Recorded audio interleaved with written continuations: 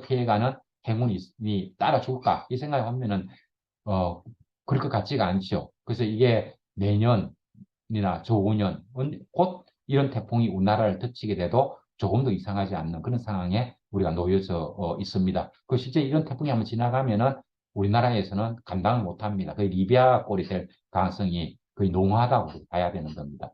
그리고 오른쪽에 있는 이거는 태풍 남로가 지나갈 때, 경주, 포항에서 만들어졌던 도시 침수 광경입니다. 이게 대구의 대구신문사에서 보도했던 내용입니다. 이때 포항에서는 차가 침수돼 가지고 못 쓰게 된 차량이 한 5천 대 가까이 나온 걸로 들었습니다.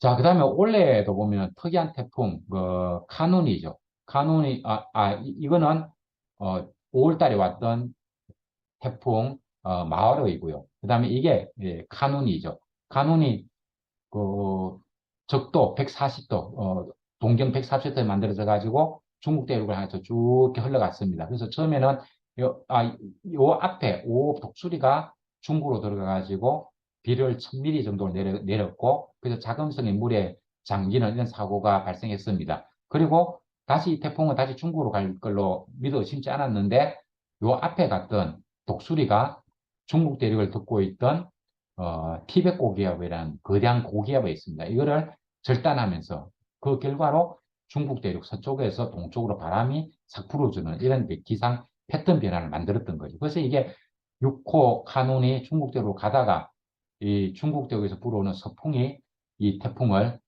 동쪽으로 다시 쭉 밀어냈습니다. 그래서 이어서 여기까지 간 게 한 800km 정도 된다고 합니다. 이 옆으로 왔다가 그 다음에 여기에서 북태평양 고기압을 만났던 거죠.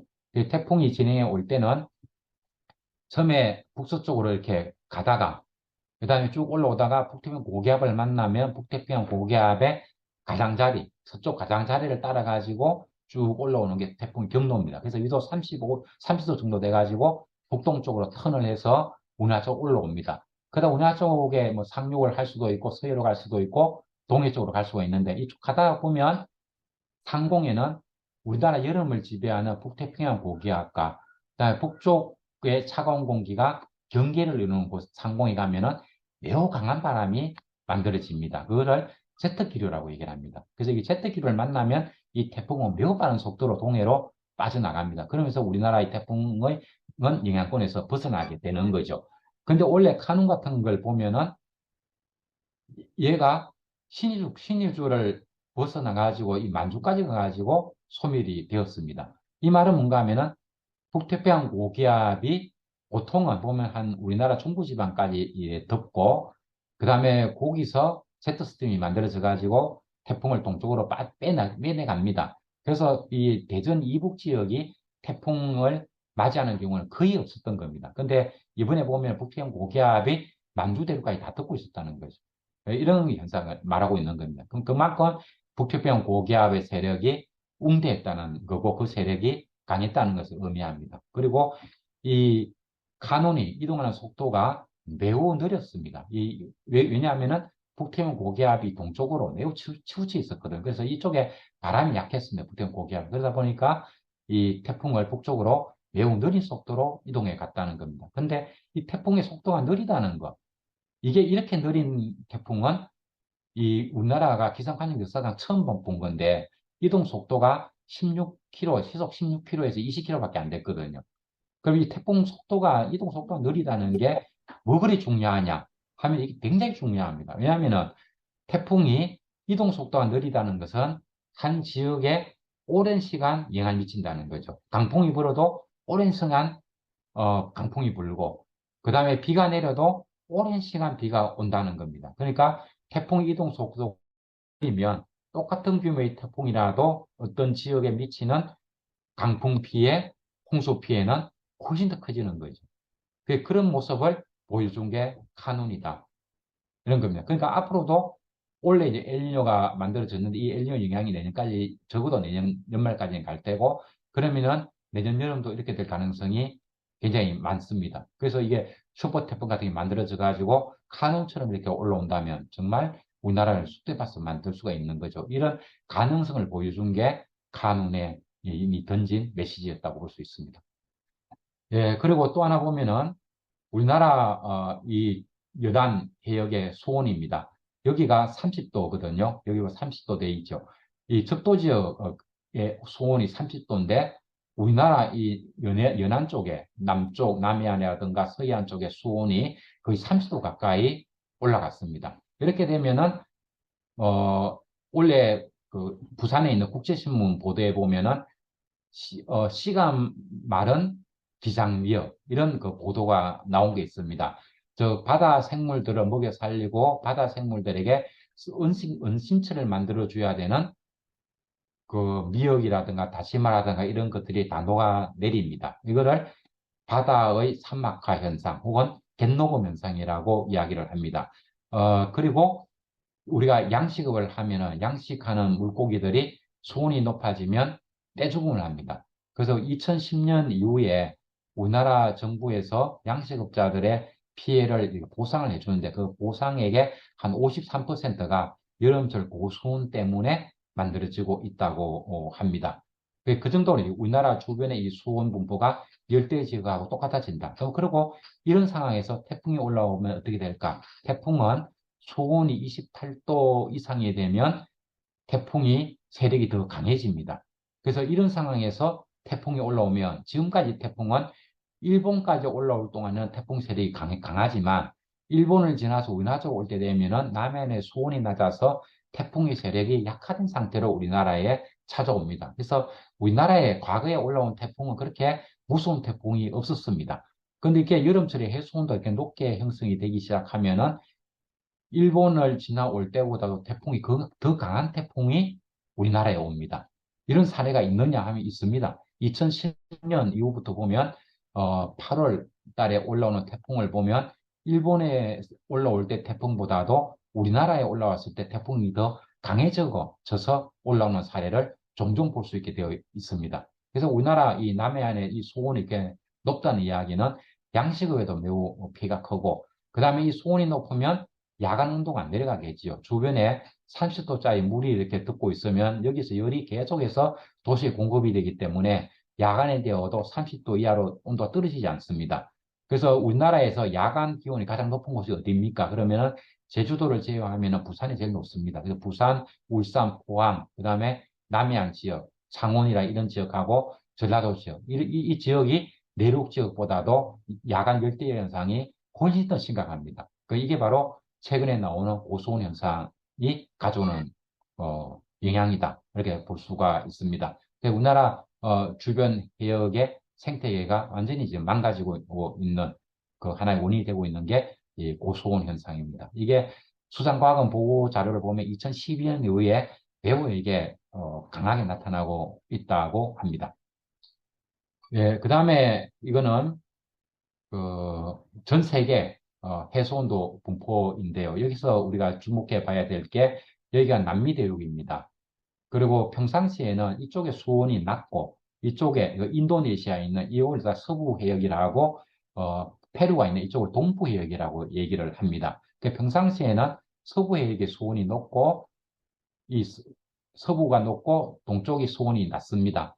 그리고 라니냐가 되면 이쪽의 수온이 더욱 높아지고 이쪽의 수온이 더욱 낮아집니다.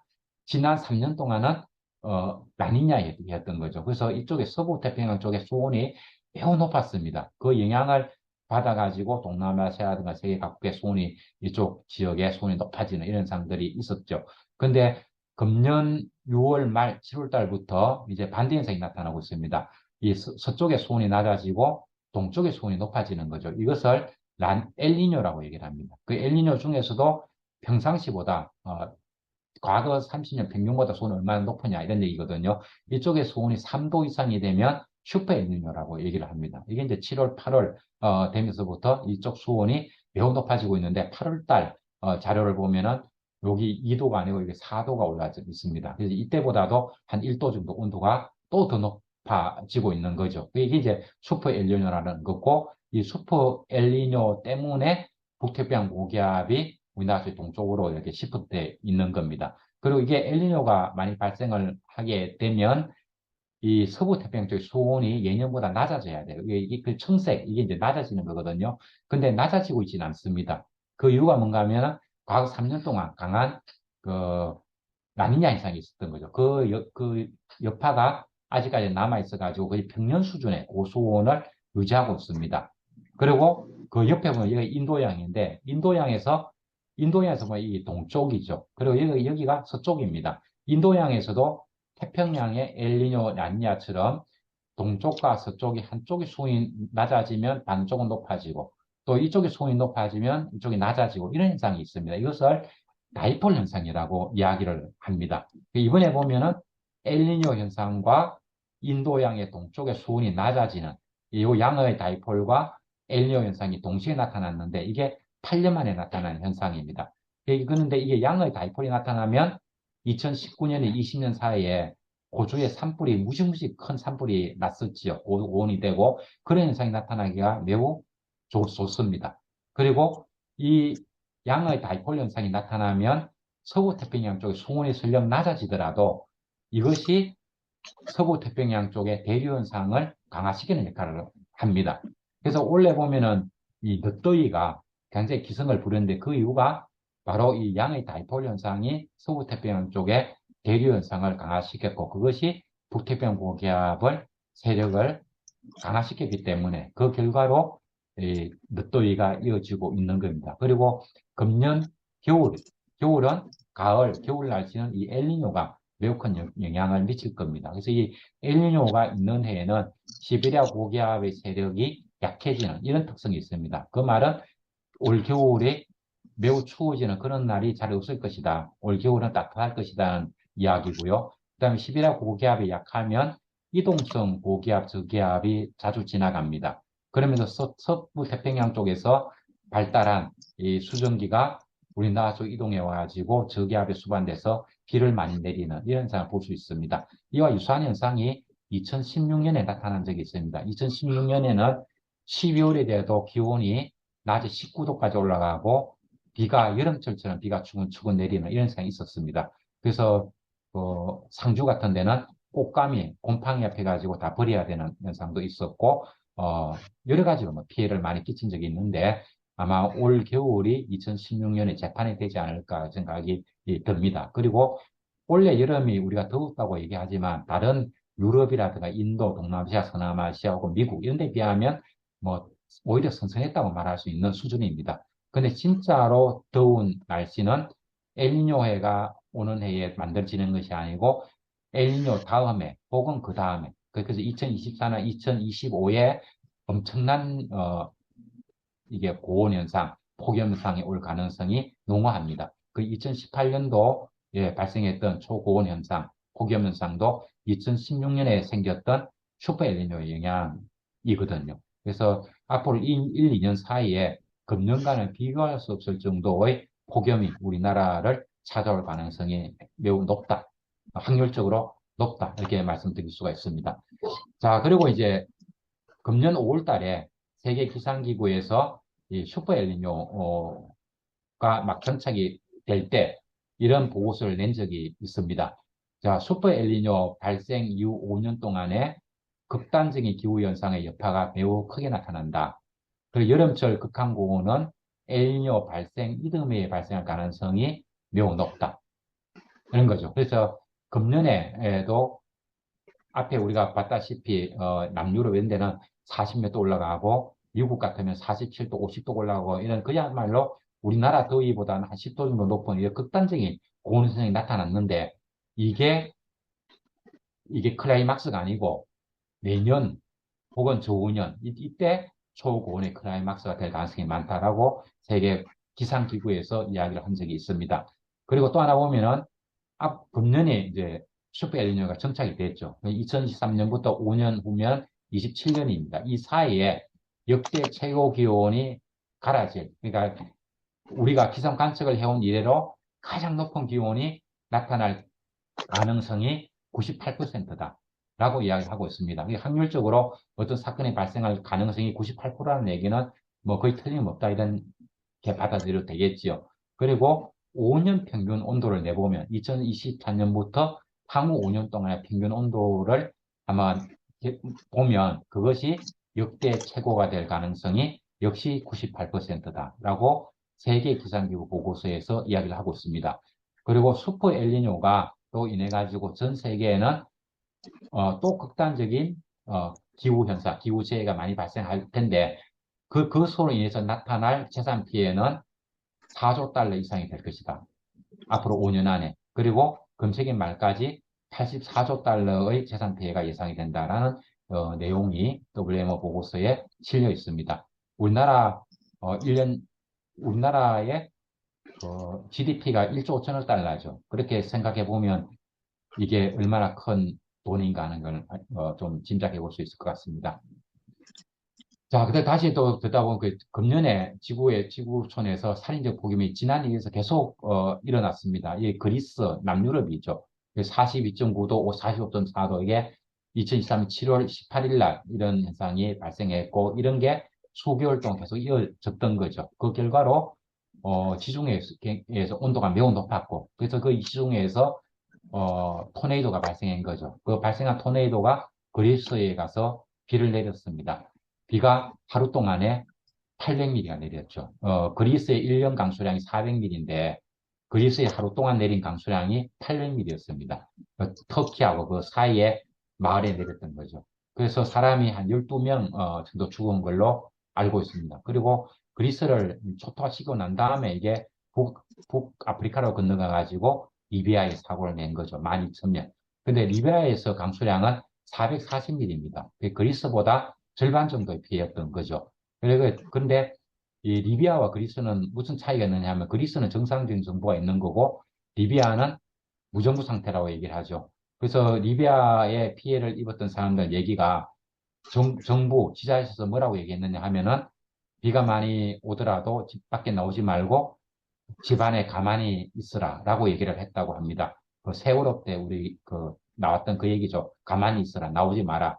그래서 사람이 가만히 있다가 마을 위에서 뚜기 투기가 터지면서 그 뗏물이 이 사람들을 바다로 휩쓸고 가서 12,000명의 인명피해가 났던 겁니다. 그래서 이걸 보면은 얼마나 큰 기후재해가 발생했느냐 이것도 피해에 영향을 미치는 데 중요하지만 그 사회가 기후재해에 얼마나 튼튼한가 하는 것, 그 다음에 그 행정 조직에서 얼마나 적절하게 대응을 했는가, 여기에 따라서 피해는 엄청나게 달라집니다.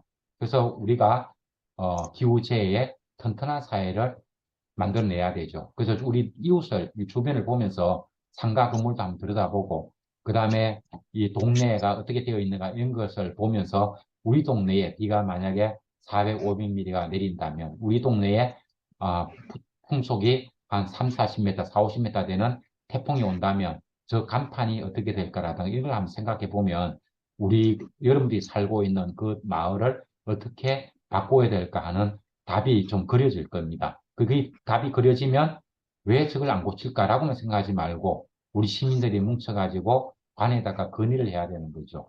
우리 간판을 없애자. 그 다음에 큰 비가 올 때를 대비해서 지하 공간에 빗물을 저장할 수 있는 공간을 만들자. 그 다음에 우리 마을에 지하 공간을, 지하 차도 같은 이런 것들을 없애자. 이제 선택적으로 없애자. 이런 얘기를 할 수 있어야 되는 거죠. 그게 이제 시민의 역할이라고 볼 수 있습니다.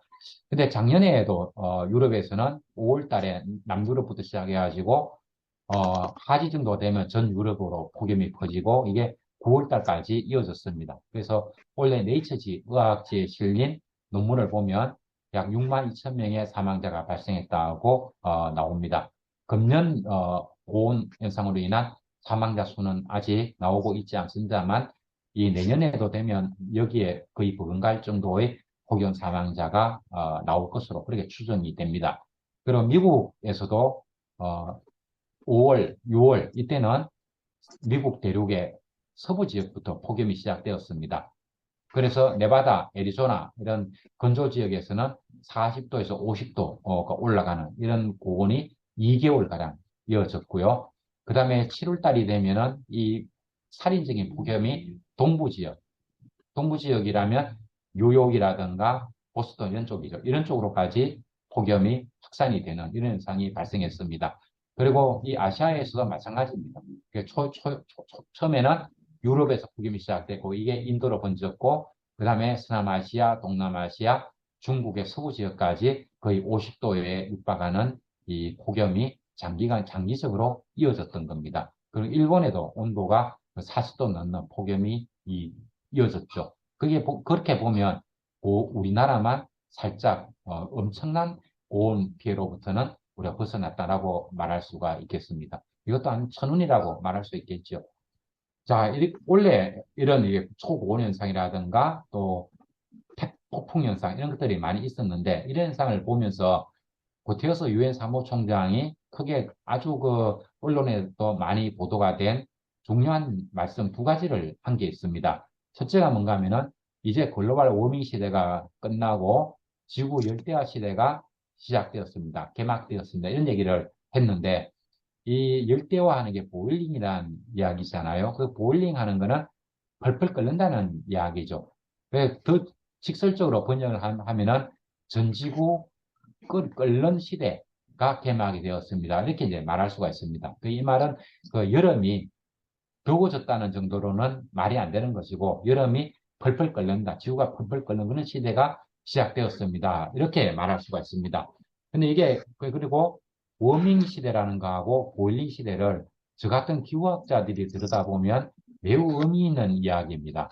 과거에 글로벌 워밍 하는 거는 지구 온도가 올라가는 건데, 어떻게 올라갔는가 하면은 겨울철에 온도가 많이 올라가고, 그 다음에는 겨울에 이어서 봄철에 온도가 많이 올라가고, 그 다음에는 가을에 온도가 올라가고, 그리고 여름철에 온도가 제일 적게 올라갔습니다. 그리고 온도를 낮 최고 온도하고 야간에 새벽녘에 일최저 온도가 있을 때, 일최고 온도 상승 속도는 완만하고, 즉 일최고 온도는 많이 올라가지 않고 일최저 온도가 많이 올라가는 이런 특성을 보인 게 워밍 시대였습니다. 근데 이 보일링 시대가 되면은 어떻게 되는가 하면은 여름철 온도가 폭발적으로 빨라집니다. 그래서 우리나라 연안 쪽에 수온이 높아졌다는 얘기도 했는데 수상과학원 자료를 보면은 2012년을 경계로 해가지고 우리나라 연안 수온 올라가는 것이 겨울철 수온 온도 상승 속도보다는 여름철에 연안의 고수온이 올라가는 것이 압도하고 있다라는 보고서 내용이 나와 있습니다.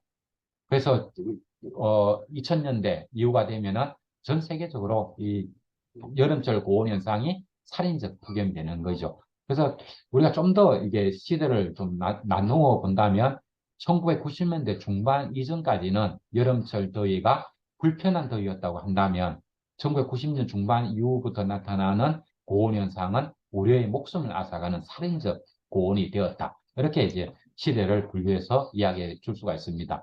그런 살인적 폭염이 더욱 가파르게 증가하고 있는 시대, 이것을 글로벌 워밍 시대라고 이야기를 합니다. 이 얘기가 있었고요.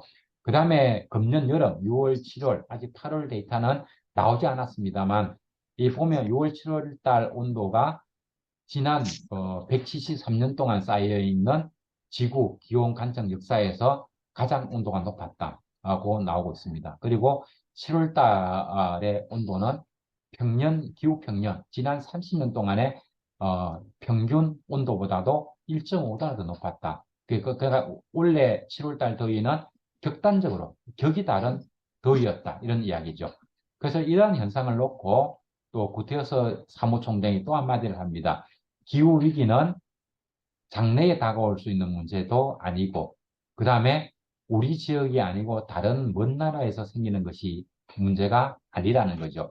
바로 지금 여기에서 일어나고 있는 몹시 두려운 상황이 기후위기다. 이미 기후위기는 시작되었다. 우리가 지금 목도하고 있다. 얘기를 했습니다. 하지만 지금 우리가 목격하고 있는 것들은 단지 시작에 불과하다. 해가 가면 갈수록 지금과는 비교할 수 없을 정도의 극단적인 기후재해가 우리를 찾아올 것이다. 라는 이야기를 했습니다.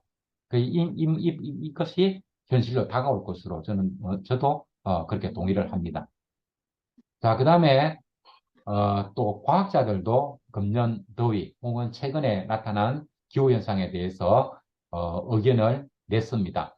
가디언지가 이 얘기를 이제 보도를 했는데 2019년도에 전 세계 과학자 1만 명이 현재 우리가 다가온 기후위기가 얼마나 위험한 수준인가 하는 이야기를 하고, 그리고 그래서 전 세계 정치 지도자들, 각국에서는 어떤 조치를 해야 되는가 하는 것을 6개 항목으로 정리를 해서 이 잡지에 글을 실은 적이 있습니다. 그러고 나서 4년이 지나서 원래 다시 선언을 했는데 원래는 1만 명이 아니고 1만 3,800명이 서명을 했죠. 150여 개의 과학자들이 이 공동선언문을 만들고 여기에 동의합니다라는 서명을 해가지고 바이오 사이언스라고 하는 유명 잡지에 글을 실었습니다.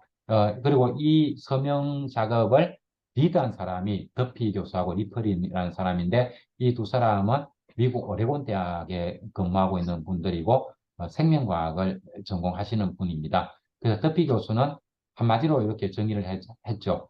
금년 2013년에 몇 주 동안 나타났던 현상은 물론이고 우리가 지난 수년 동안 목격했던 극심한 기후변화 현상은 지금이 위급한 상황이다. 위급한 상황이 우리에게 다가왔다는 것을 명확히 보여주고 있습니다. 라고 이야기를 하고 있고요. 그래서 지금 나타나고 있는 극한 기후 현상, 이것은 우리가 인간의 능력으로 극복해가면서 살아갈 수 있는 수준이 아니다는 이야기가 되겠지요.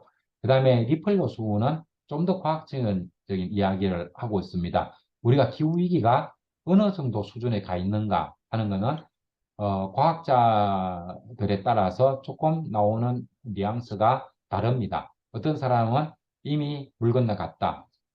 우리에게 닥칠 것은 아무런 미래밖에 없다. 뭐 이런 정도로 강한 톤으로 얘기하는 사람이 있는가 하면 아직까지 우리에게는 시간이 남아있다. 우리가 지금부터라도 노력하면 우리에게 기회는 있다. 뭐 이런 식으로 얘기를 하는 사람도 있습니다. 그래서 그거는 왜 그렇게 차이가 나느냐 하면은 기후위기를 기후위기를 정의할 수 있는 그 면들이 많이 있고 그런 면들 중에서 어떤 면을 보느냐에 따라서 기후위기가 너무 위험하다고 말할 수도 있는 거고 우리에게 아직까지 여유가 있다고 말할 수도 있습니다. 그래서 기후위기를 나타낼 수 있는 그 지표, 이거를 과학자들은 보통 31개를 정리해서 이야기를 하고 있습니다. 근데 그 중에서 16개가 이미 티핑 포인트에 도달을 했던가, 이미 근접했던가, 이미 뛰어넘었다고 이야기를 하고 있습니다. 그 16개 중에서도 대표적인 게 대기 중의 온실가스 농도가 이미 티핑 포인트에 근접했다.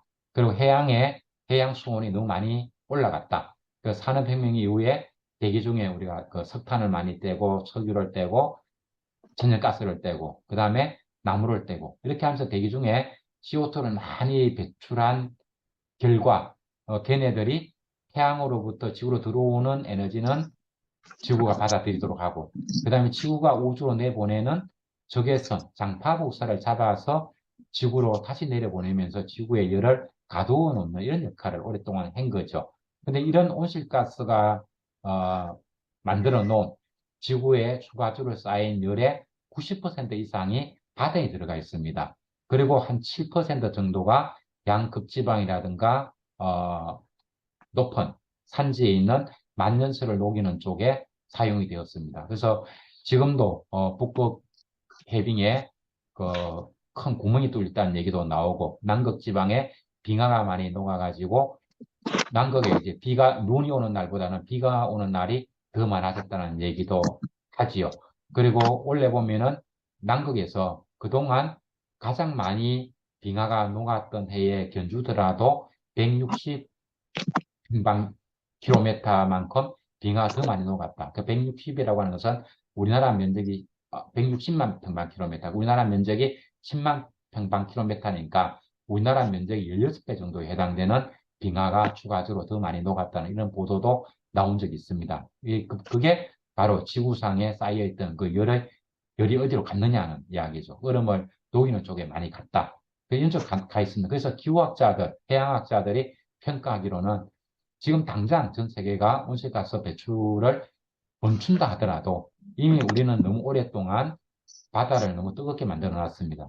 그래서 바다로부터 대기로 열이 계속 방출이 됩니다. 그래서 지구 온도는 우리가 탄소를 배출하지 않더라도 계속 올라갈 것이고, 그래서 폭염도 많이 생길 테고, 더 무서운 태풍도 만들어질 테고, 더 극단적인 홍수도 만들어질 겁니다. 이러한 현상들은 적어도 앞으로 1000년 동안은 이어질 것이다 라고 우리 수치 시뮬레이션 해보면 그런 결과가 나옵니다.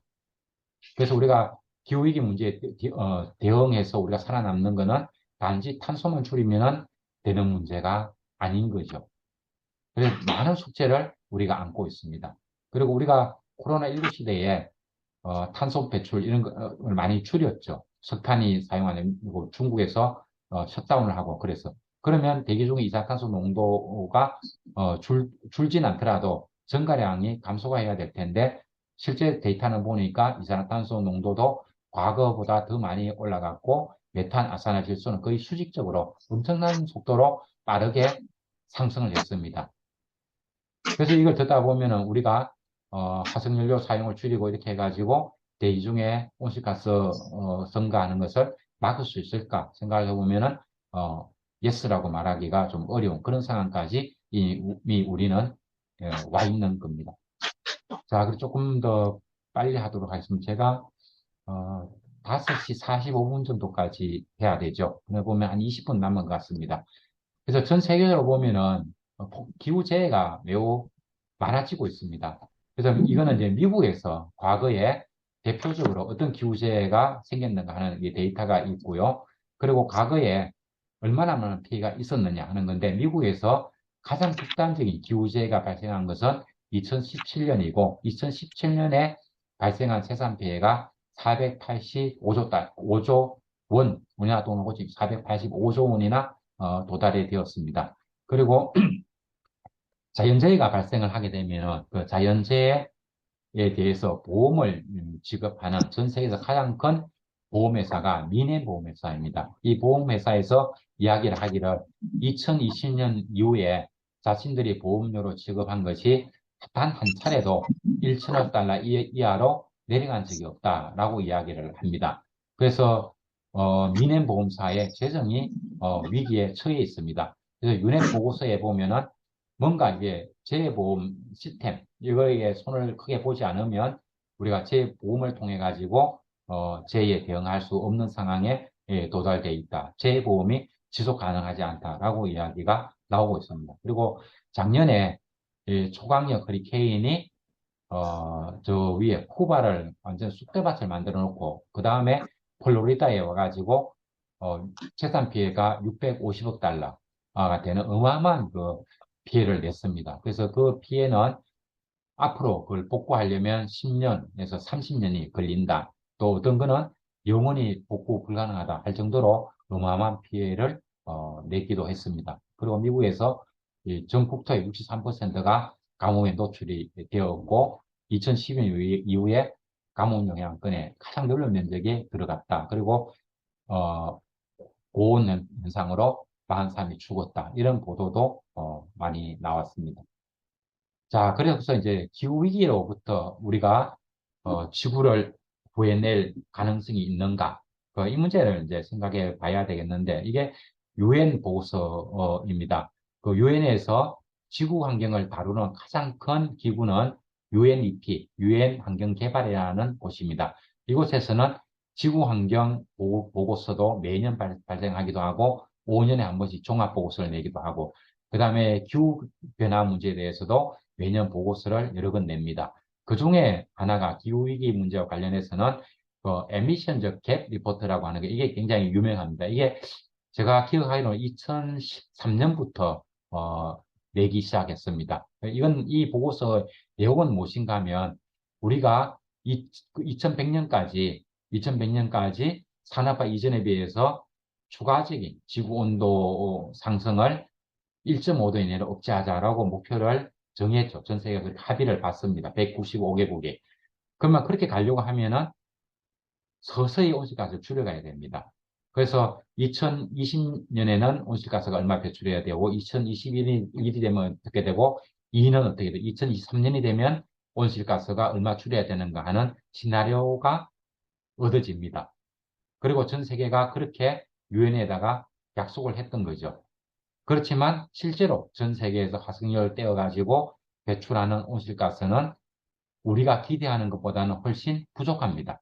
그래서 그 차이가 얼마인가? 우리가 목표로 하는 금세기 말까지 지구온도 상승 1.5도를 지키기 위해서는 탄소 배출을 얼마 해야 되는데 실제로 우리는 얼마나 더 많이 초과해서 배출하고 있는가? 이거를 알려줍니다. 그리고 우리가 계속 이런 식으로 온실가스를 많이 배출하면 지구의 온도 상승은 어떻게 되고, 그다음에 극단적인 기후 현상 이런 것들은 얼마나 더 악화돼 갈 것인가, 이거를 알려주는 보고서가 에미션즈 갭 리포트입니다. 이게 매년 발행이 됩니다. 이게 가장 최근에 나온 게 바로 이 보고서죠. 2022년 에미션 갭 리포트. 그러니까 온실가스 배출 격차 보고서, 이렇게 번역이 되겠습니다. 이 보고서의 표지입니다, 이게. 그리고 표지에 부제를 달기를 더 클로징 윈도우입니다. 우리가 기후 위기를 구할 수 있는 기회가 이 창문입니다. 이 창문 쪽으로 들어가야 되는 거죠. 근데 이 창문이 닫히고 있습니다. 그래서 우리는 빨리 이 사대를 타고 올라가 가지고 이 창문 속으로 들어가야 된다는 거죠. 닫히기 전에.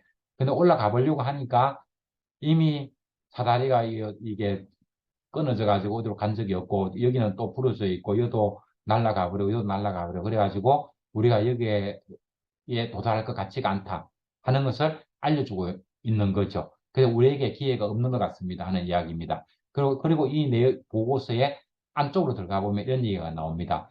현재 온실가스 배출 수준을 유지한다면 금세기 말까지 지구 평균 온도는 1.5도 상승이 아니고 2.8도까지 갈 것 같다. 그리고 사실상 1.5도를 목표로 하는 우리의 목표는 닫혔다. 그 달성할 가능성은, 기회는 사라졌다. 이렇게 봅니다. 그리고 우리가 2020에서 2021년 동안에 세계 각국이 2030년까지 온실가스를 얼마 줄이겠다라고 유엔 기후변화 협약 당사국에다가 제출을 한 게 있습니다. 우리나라는 2021년 11월 달에 제출을 했죠. 그래서 그걸 유엔에서 평가를 해봤습니다. 해보니까 각 국가가 제출했던 NDC의 약 90%는 실현성이 부족하더라. 자기들이 온실가스 얼마까지 줄이겠다고 말은 했지만 그걸 어떤 수단을 통해서 그걸 줄일 건가 하는 그 시나리오를 보니까 부실하더라. 그래서 각국에 대해서 평가를 해놓았는데, 이걸 보면은 기후변화 협약 당사국이 195개국인데 실현 가능성이 이게 잘 짠 나라는 4개 국가밖에 없고, 나머지 191개 국가가 제출한 NDC는 실현 가능성에 의구심이 있더라 하는 그 평가입니다. 그리고 앞에 봤다시피 세계 기상기구에서 보면은 기후변화를 조장하는 메탄 농도, 이산화탄소, 아산화질소 이런 것들은 여전히 매우 빠르게 과거와 비교할 수 있을 정도로 빨라지고 있다는 이야기입니다. 그리고 또 유엔 산하 기관에서는 협력을 해가지고 또 종합 보고서도 냅니다. United in Science죠. United 하는 거는 융합하다, 합쳤다 이런 얘기죠. 여러 연구기관들이 합동으로 보고서를 또 내기도 합니다. 그리고 이 보고서 내용도 보면은 우리는 잘못된 방향으로 나아가고 있다는 거죠. 즉, 우리가 기후위기에 대응하고 있는 방법이 틀려먹었다. 우리가 2030년까지 온실가스를 어떻게 줄여가겠다고 말하는 그 시나리오대로 가면은 우리의 목표는 도달할 수 없습니다. 라고 얘기를 하고 있습니다. 그래서 보면 2020년에 제출했던 NDC가 여전히 부족하다. 그래서 현재 상태로는 지구온도가 많이 올라간다. 그래서 파리 협정에서 애당초 목표로 했던 2도 시나리오라도 지키려고 하면은 우리 지금 전 세계에서 온실가스 이렇게 줄여가겠습니다 하는 것, 그것보다는 4배 이상 강화된 온실가스 감축 노력이 따라야 되는 거고, 그다음에 지금 우리가 목표로 하는 1.5도 시나리오, 2100년까지 산업화 이전에 비해서 온도 상승 속도를 1.5도 이상 안 올라가게 하기 위해서는 지금 전 세계가 기울이고 있는 노력보다는 한 7배 정도 더 가열찬 노력을 해야 가능하다라고 얘기를 합니다. 근데 2030년이 넘어가면 우리가 기후위기, 뭐 온실가스를 줄이고 어떻게 해가지고 기후위기로부터 지구 환경을 지켜낼 그 기회는 사라집니다. 지금도 보면 우리가 탄소시계라는 게 있지요. 그 대구 같으면 동대구역 앞에 탄소시계가 있는데 지금 탄소시계가 5년하고 며칠이 더 남아있는 그 정도 수준입니다. 그리고 유엔에서 얘기하는 그 NDC, 우리가 온실가스를 줄이자 하는 것도 2050년까지 탄소 중립을 가자. 거기에 포인트를 두고 있는 것이 아니고 2030년까지 우리 온실가스를 얼마나 줄일 것인가, 이 얘기를 계속하고 있습니다. 그래서 2030년까지 유의미한 정도의 온실가스를 줄이지 못하면 지구는 그대로 우리의 손을 떠나서 아주 극단적인 쪽으로 매우 빠르게 흘러가 버리고 말 겁니다. 그래서 그걸 막기 위해서는 지금부터 남겨진 시간이 2030년이라면 이제 금년 거의 지나가니까 6년 정도 남았지요. 그 사이에 지금 온실가스 배출하는 것에 4배, 7배를 더 줄여야 된다고 얘기를 하니까 이게 실현성이 있을까 생각해 보면 아직 시간은 남아있지만 우리가 실행해낼 가능성은 말 그대로 클로징 윈도우가 아닌가 하는 생각이 듭니다. 그래서 세계기상기구에서는 2023년에 2022년 보고서를 또 냈습니다. 2022년에 얼마만한 극단적 기후현상이 있었는가 이런 얘기를 하면서 그래서 우리가 극단적 기후현상을 막아가기 위해서는 우리가 적어도 이 세 가지 이 새로운 노력이 필요합니다라는 이야기를 세계기상기구에서 했는데 이런 그 이야기가 세계기상기구 보고서에 실리기는 처음입니다. 그만큼 세계기상기구에서도 지금 지구에 닥치고 있는 극단적인 기후현상은 우리가 감내하기 어려운 수준에 와 있다는 것을 인식하고 있는 겁니다. 그래서 이 얘기를 잠시 살펴보겠습니다. 자, 이게 보면은 여전히 빠르게 증가하는 온실가스. 이게 1958년부터 우리가 대기 중에 온실가스를 관측했는데 지금까지 보면은 150%가 증가했습니다. 이때는 340이었는데 지금은 420이니까 이때에 비해서 50%가 증가했다 이런 얘기죠. 150% 수준에 와 있다. 메탄은 이거보다 훨씬 더 높은 수준에 와 있고 아산화질소도 과거보다는 많이 증가했습니다. 그리고 요 밑에 있는 건 뭐냐면은 매년 대기 중에 실제로 온실가스 이건 이산탄소가 몇 ppm 증가했는가 요거는 메탄 가스는 몇 ppm 증가했는가 아산화질소는 얼마 증가했나 이런 이야기입니다. 여기 보면은 이산탄소가 코로나 때문에 2020년에 우리가 석탄이라든가 연료를 적게 뗐습니다. 그러면은 대기 중에 이산탄소 증가율이 좀 감소해야 될 텐데, 여기 보면은 2.5 ppm이거든요. 근데 지난 동안, 적어도 1990년 이후에 대기 중에서 매년 이산탄소가 몇 ppm씩 증가했는가 하면은 평균 내면 1990년대부터 지금까지 보면 1년에 1.8 ppm 정도씩 증가를 했습니다. 근데 2020년에도 2.5 ppm이 증가했던 거죠. 그러니까 1990년부터 지금까지의 평균적인 대기 중 이산탄소 증가 속도보다는 50%나 가팔랐습니다. 그러니까 이게 웬일인고 이런 이야기죠. 그 다음에 메탄가스 농도 증가인가 보십시오. 거의 수직적으로 증가를 했지요. 그 다음에 아산화질소 이거는 우리가 농사를 지을 때 쓰는 질소 비료가 직접적인 원인입니다. 이 보면 이것도 매우 빠르게 급상승하고 있는 걸 볼 수가 있습니다. 그리고 메탄은 이산화탄소보다 지구온난화를 일으키는 능력이 20배가 넘고 이거는 수백 배가 됩니다. 그 정도로 강력한 온실가스 농도가 매우 가파르게 증가하고 있습니다.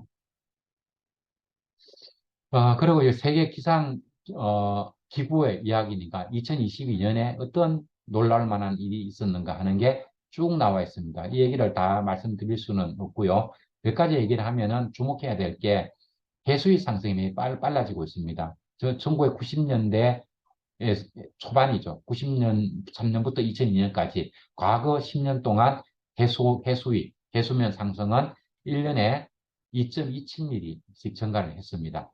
근데 2013년부터 2022년, 최근 10년 동안에는 4.62mm, 그러니까 과거보다 2배 이상 빠르기로 해수면이 상승하고 있습니다. 그래서 금년 8월 초에 인터넷을 찾아보면 우리나라 언론에서 재밌는 보도를 한 게 있습니다. 비 한 방울 안 내린 인천이 어, 인천이 침수된 원인은 이런 기사가 있습니다. 그게 뭔가 하면은 서해 해수위가 올라가가지고 만수위가 돼가지고 그 바닷물 때문에 하수도가 역류가 돼가지고 인천이 물에 잠기는 이런 일이 벌어졌습니다. 이런 것들은 주로 이태리의 베니스라든가 밀라노 이런 곳에서 보도가 되는 놀라운 현상이었는데 이게 원래 보면 인천이 서해 해수위가 올라가면서 해수에 너무 많이 올라가서 도시가 잠기는 일이 있었습니다. 그리고 이 중부, 서울 수도권에 있는 사람들은 별 관심이 없겠지만 이미 군산 같은 서해 지방에서는 지금으로부터 10여 년 전부터 만조기가 되면은 바닷물이 도심으로 밀려오는 이런 현상들이 이미 10여 년 전부터 발생이 되고 있었습니다. 그래서 지금 보면은 해수위상이 매우 빠르기 때문에 앞으로는 이런 현상들이 부산이라든가 다른 해안 지역에도 같이 나타날 가능성이 있습니다. 그리고 원래 그리스라든가 리비아 사태에서 볼 수 있듯이 돌발적인 폭우 현상이 확 내릴 수가 있습니다. 그때 해수위가 높아지는 만조기와 겹쳐지면은 강물이 빠져나갈 수가 없죠. 그래서 우리나라에서 도시가 침수되면 어떤 식으로 그걸 그 침수 피해를 줄이는가 하면 배수 펌프를 이용해 가지고 하천으로 물을 퍼내는 거잖아요. 근데 그게 더 이상 유효하지 않다는 겁니다. 도시 폭우가 내리는 게 그게 해수위가 만조가 되는 그 시기하고 겹쳐버리면은 강물이 흘러가지 않고 강물 수위 자체가 올라가 버리기 때문에 우리가 배수 펌프로 물을 퍼내도 소용이 없는 그런 상황으로 가는 거죠. 그래서 이런 시기에는 배수 펌프를 통해 서 물을 하천으로 퍼내는 것이 아니고 도시 공간에 거대한 지하 공간을 만들어가지고 거기에다가 도시에 내리는 빗물을 갖다 저장하는 쪽으로 방제를 갖다가 턴을 시켜야 됩니다. 이게 유럽이라든가 일본 같은 데서는 이미 수십 년 전부터 많이 해오고 있는 상황입니다. 그런 시기에 와 있는 거죠. 그리고 작년에 파키스탄 폭우가 와가지고 사람들도 많이 죽고 치산 피해도 많이 나고 전 국토의 3분의 1이 홍수에 침수가 되기도 했습니다. 그 외에 유럽, 중국, 유럽, 포르투갈 이런 곳에서도 고온 기록이 나고 그다음에 유럽에서도 폭우 피해가 나고 이런 일이 벌어졌던 겁니다. 그리고 기후위기는 식량 위기라고 이야기를 합니다. 우리나라가 옛날 박근혜 시대 때 5050 해가지고 굉장히 많은 자랑을 한 적이 있습니다. 전 세계에서 인구가 5천만이 넘고 그 다음에 또 뭡니까? 3050이군요. 국민소득이 3만 달러가 넘고 인구가 5천만이 넘는 나라는 몇 개 없다. 우리나라 대한민국 대단한 나라다. 이런 얘기를 했습니다. 대단한 건 맞습니다. 근데 또 하나 놀라운 게 있습니다. 전 세계에서 인구가 5천만 이상이 되는데 식량 자급률이 50%가 안 되는 나라는 전 세계 두 나라밖에 없습니다. 그게 일본과 한국입니다. 우리나라는 에너지 공급량 기준으로 따지면 식량 자급률이 19.3%, 일본은 26%. 그래서 우리나라하고 일본하고는 식량 자급률에 매우 큰 격차가 생깁니다. 그래서 금년에도 이 남유럽에 가뭄이 생기니까 우리가 이미 우리 가정에 이미 들어있는 올리브 생산이 평년에 비해서 50%도 안 된다고 합니다. 그러니까 올리브 가격이 폭등을 하겠지요. 그리고 인도에서 가뭄이 심했습니다. 그래서 전 세계에서 설탕을 수출하는 1위가 인도인데 그 인도에서 먹을 설탕도 부족하다는 거죠. 그래서 설탕을 수출하게 되면 관세를 40%나 과징하는 이런 제도를 도입했고 인도가 쌀도 많이 수출하는데 쌀 생산은 금지가 내렸습니다. 이게 인도만의 문제가 아닙니다. 그래서 우리는 우리나라 사람들이 먹고 살아야 될 에너지 공급 기준으로 치면은 80%를 여기서 사와야 되는데 기후위기 때문에 전 세계에서 식량 생산이 굉장히 불안정합니다. 이거는 여기에 가장 정말 가슴을 졸여야 되는 나라는 인도라든가 그 재해를 당한 나라 사람들보다도 우리나라 사람들이 더 가슴을 사실은 더 졸여야 되는 거죠. 그래서 전 세계 어떤 나라든 간에 가뭄이 생기고 홍수가 생기고 그래서 사람들이 고통받는다 생각을 딱 하면은 원래 우리가 먹을 식량이 있을까? 우리가 돈을 주면 우리 식량은 걱정이 없는 걸까? 이 생각을 해야 되는 겁니다. 그리고 이미 전 세계는 여유에 있는 이 초록색으로 되어 있는 청색으로 되어 있는 거는 전 세계 인구가 먹을 게 없어가지고 영양 실조에 노출되어 있는 인구가 얼마인가 하는 절대 인구 수를 나타내는 것이고 밑에 주황색으로 되어 있는 거는 그 영양 실조에 걸린 사람들이 전 지구인에서 차지하는 비중이 얼마나 되는가 하는 겁니다. 자, 여기 보면은 약 7억 7천만 명의 사람들이 영양 부족에 노출돼 있다. 2020년이 되면 이런 거죠. 이게 전 세계 인구의 9.8%, 즉 약 10%, 전 지구인의 10%가 영양 실조에 노출되어 있습니다. 그리고 이것의 절반은 아시아와 아프리카에 돼 있는 거죠. 그리고 2021년에는 20에서 30억 명이 식량 불안에 노출되어 있다. 우리가 돈이 없어서 식량을 못 살 수도 있고, 혹은, 우리가 돈을 주고 사고 싶어도 곡물 시장에서, 물자가 없어서 못 살 수도 있다. 이런 불안에 노출되어 있는 인구가 20에서 30억이다. 현재 지구 인구가 한 90억 가까이 되지요. 그래 보면 전 세계 한 3분의 1이 식량 때문에 불안해하는 이런 식이 있습니다. 그래서 앞으로 기후위기가, 극단 기후현상이 심각해지면 심각해질수록 바로 이 식량 문제입니다. 그래서 사실 우리가 요새 뭐 경제 성장이 어떻고, 경제 위기가, 금융위기가 어떻고 이런 얘기를 하지만 무엇보다도 가장 심각한 위기는 기후위기, 기후 불순으로 인한 식량 안전이 가장 심각하다는 거. 여기에 이 문제를 우리가 놓쳐서는 안 되겠습니다. 그리고 에너지 전환 문제인데, 어, 탄소를 가장 많이 배출하는 것이 무탄소, 에너지 전기 만드는 곳입니다. 그래서 전기를 만드는 과정에서 탄소를 배출하지 않는 이런, 어, 발전을 해야 되는데, 그거는 원자력하고 재생에너지밖에 없습니다. 근데 원자력의 발전 단가가 2009년 기준으로 123달러였다는 겁니다. 근데 2019년이 되니까 이 단가가 올라가가지고 155달러가 되었다. 근데 태양광은 2009년 기준에서는 359달러, 즉 원자력에 비해서 3배 이상이나 비싼 에너지원이었습니다.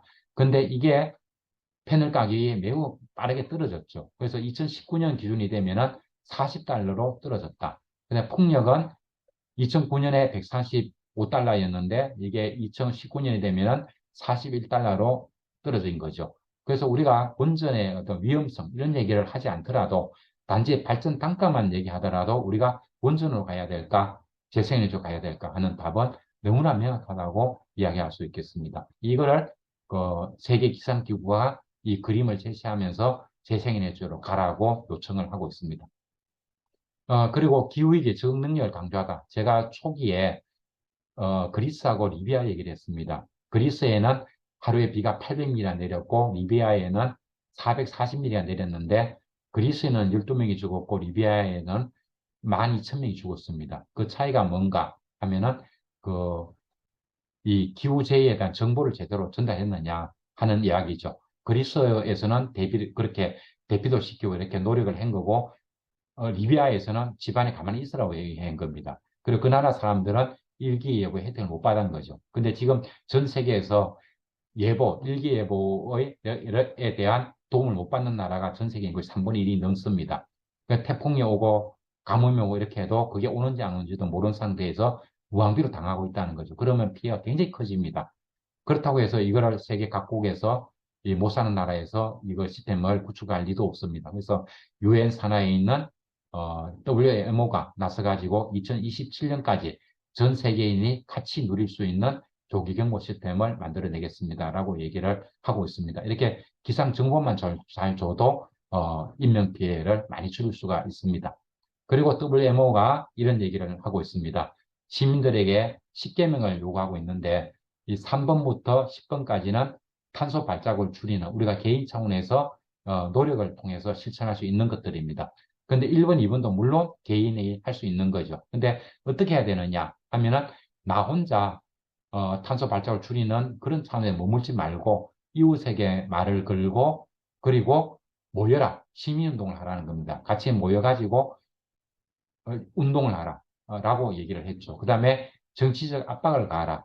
결국 우리가 기후위기 문제로부터 나기 위해서는 정부 정책이 뒤따라야 됩니다. 그렇기 때문에 정치인들에게 물어야 되는 거죠. 근데 우리나라 대선을 치르고 총선을 치러도 이게 기후위기 문제가 중심 의제로 나오지 않지요. 그렇지만 유럽이라든가 호주라든가 이런 나라에서는 미국도 마찬가지입니다. 기후위기에 어떻게 대응할 것인가. 이것이 이 핵심 과제가 됩니다. 그래서 이게 시민들이 나서서 정치 후보자들에게 질문을 던져야 된다는 거죠. 그리고 거기에 대해 가지고 가장 좋은 의견을 가지고 있는 사람을 지지해주고 그렇지 않는 사람들을 비난하는 이 활동을 하라는 겁니다. 결국은 모든 것은 정치가 결정하는 거죠. 정치에 관여하라라고 얘기를 하고 있습니다. 이게 국제기구가 원하는 이야기입니다. 그래서 전 세계에서는 보면은 얌전한 운동을 하는 것이 아니고 감옥, 체포 두렵지 않다. 길거리에 나섭니다. 그리고 건물을 갖다가 에워쌉니다. 그리고 심할 때는 뭐 두드리고 부수는 이런 폭력 시위도 합니다. 그러면서 우리 감옥 가도 괜찮다. 그래서 수백 명의 사람들이 체포되는 이런 운동을 하는 거죠. 그래 마찬가지입니다. 징역형도 감수하는 악동의 저항, 기후 저항 운동 이런 현상들이 스탠다드 자리를 잡아가고 있습니다. 그레타 툰베리 길을 막고 시위를 했습니다. 유조선은 다니는 길이거든요. 못 다니게 방해를 했습니다. 그래서 체포가 됐고 벌금을 냈다는 이야기죠. 그리고 그레타 툰베리가 지난 3년 동안 학교를 가지 않고 매주 금요일마다 스웨덴 의사당 앞에 가서 스트라이키를 했는데 얘가 이제 고등학교 졸업을 하는 바람에 더 이상 할 수가 없었습니다. 그래서 이건 그만두지만 다른 방법으로 금요 시위를 이어가겠다는 얘기를 했는데 무엇보다 이 그레타 선배 얘기를 했습니다. 목소리를 낼 수 있는 사람은 그렇게 할 의무가 있다. 모든 것을 바꾸려면 모든 사람이 필요하다. 기후위기 문제는 전 세계인이 나서서 같이 바꿔야 될 문제입니다. 그렇기 때문에 어느 나라 사람들이 차별이 있는 것이 아니고 모든 사람들이 목소리를 낼 수 있거든 목소리를 다 내라. 북한 사람들이 목소리 내기는 어렵겠지요. 그리고 우리는 이 목소리 낼 수 있습니다. 그래서 시민단체를 만들어서 목소리를 내고 그 다음에 기후위기 행동에도 거리로 나서고 그러면서 행동을 해야 된다는 이야기입니다. 그리고 그 우리나라 환경교육 거의 피폐화되어 있죠. 그러다 보니까 학교 학생들이 기후위기가 어떤지 잘 모릅니다. 그 사람들이 사회에 나오면 역시 모르는 거죠. 그리고 사회에 나오면 언론에서도 잘 보도를 안 합니다. 그래서 일반인도 잘 몰라요. 그리고 에너지 전환 이런 거 할 때 시민햇빛발전소 같은 걸 해야 되는데 우리나라 정부에서 민주당 정권이든 국회의원 정권이든 간에 대기업이 주도하는 태양광 발전소, 풍력 발전이지 시민이 주도하는 에너지 전환 여기에 대한 의지가 매우 박약했습니다. 그러다 보니까 누가 태양광 만들겠다, 풍력 만들겠다 하면은 그 주민들이 격렬하게 반대를 하고 나서는 거죠. 이게 외국하고 매우 다릅니다. 이것도 우리가 뜯어 고쳐야 됩니다. 그리고 무엇보다도 정치인, 관료들이 철학과 이해도가 매우 부족합니다. 그래서 이 사람들에게 우리가 원하는 것은 경제개발, 지역개발, 국토를 파헤치는 것, 공항 짓는 것, 이것이 아니고 기후위기에 우리나라가 할 수 있는 일을 다 할 수 있는 그것을 우리는 원한다라는 메시지를 정치인들에게 줄 수 있어야 된다. 이런 일을 해야 된다라고 유엔에서 요구를 하고 있습니다.